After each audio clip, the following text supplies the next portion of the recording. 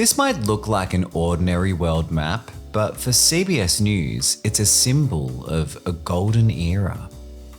See, this was Walter Cronkite's map, the legendary newsman who anchored the CBS Evening News for nearly 20 years. Kronkite sat beside it from the early 1970s until his retirement in 1981, back when the CBS Evening News was a dominant number one and Kronkite was known as the most trusted man in America. When Dan Rather took over as anchor in March of that year, the set remained mostly the same to begin with. But by June of that year, the ratings lead that Rather had inherited had halved, which meant it was time to tweak things. Soon the broadcast featured opening graphics, theme music, a more populist format, and Dan Rather wearing sweaters. They also tweaked the set, plonking Rather right in front of Cronkite's old map, as if hoping the ghost of Uncle Walter would imbue the broadcast with the gravitas it once held. It worked. And for the next 6 years, the CBS Evening News with Dan Rather was number one. Dan Rather, the complete professional. In 1987, the broadcast got a full visual refresh and the Cronkite map was replaced. For more than 15 years, it had been the main visual identifier on a broadcast that, other than the anchors, didn't really have many. It marked the turning of a page, relinquishing one of the last remaining connections to Cronkite's Evening News. It also marked the beginning of the end of its ratings dominance. While Rather's Evening News won the 87 and 88 seasons by a hair, it would lose out every year from that point. Competing for second place in the early 90s, then falling to third in 1995, never to return to the top of the pack. Over the years, the show cycled through anchors, graphics, theme songs, The CBS Evening News. and different world maps for the set. As the Rather era ended and the Katie Couric one began, little visual connection to the Cronkite newscast remained. But then in 2009, Walter Cronkite died. And when CBS News' programs covered it, a familiar design returned. Cronkite's map was featured in special graphics for the CBS Early Show and the CBS Evening News. Photos and footage of Cronkite with the map in the background were reminders of his association with it. In 2011, when Scott Pelley took over as anchor, Cronkite's map returned to the Evening News set for the first time since 1987. It was a replica of the original map, but smaller in size, wider in design, and more golden in colour. Then in 2012, when CBS This Morning debuted, the actual map Walter Cronkite used was featured on the set.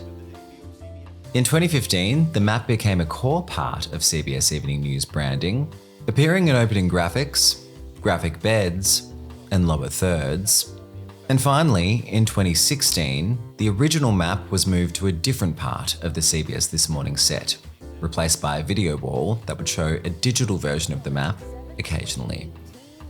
Many people think they've seen Walter Cronkite's map in real life, but in reality, many of them, including some who've actually worked at CBS, have been looking at replicas. Replicas were built for the Washington and London bureaus of CBS News, the Walter Cronkite Memorial in Missouri, where they've actually recreated his whole studio, along with various other places in the US that insist their map was used by the man himself. So how do you know if they're replicas or not? Well, there are a few tells. Firstly, while it's a good Homerlosen map projection, 3 ocean sections overhang. Official projections in this map style include bumps in certain sections like these, but on the Cronkite map, these are smoothed over. The Antarctic is the same golden colour as the rest of the map instead of this blue and white colour. A whole part of Australia, Tasmania, is missing. And finally, it's big. Like it's almost huge. I mean, look at this photo of Gayle King standing next to it. It's a pretty big map.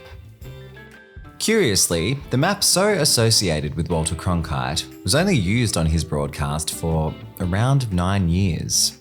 I mean, Dan Rather used it on his broadcast for around 6 years, and he's barely got any association with it. It also wasn't featured all that prominently on Cronkite's broadcast. Most of the time, it's not visible. It's off to the side while Cronkite relies on the chroma key directly behind him.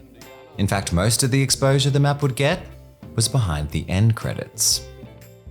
Plus, for the big historical moments that we most associate with Cronkite, the JFK assassination, President Kennedy died at 1 p.m. Central Standard Time. The Martin Luther King Jr. assassination, has been shot to death in Memphis, Tennessee.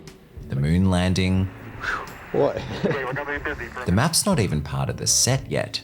Yet even today, it's the visual shorthand CBS News turns to when it needs to remind the audience, and itself, of the greatness it once possessed. The Cronkite years were the finest for both the reputation and the reach of the CBS Evening News. It dominated the broadcast news landscape for an entire era of television. Then when Cronkite died, he seemed to take all that with him. Good night.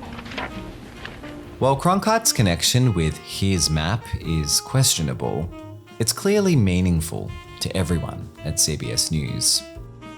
Over the years, it served as a reminder of its history, values, and mission, and of an era when the prospects for America's longest-running evening newscast weren't so grim.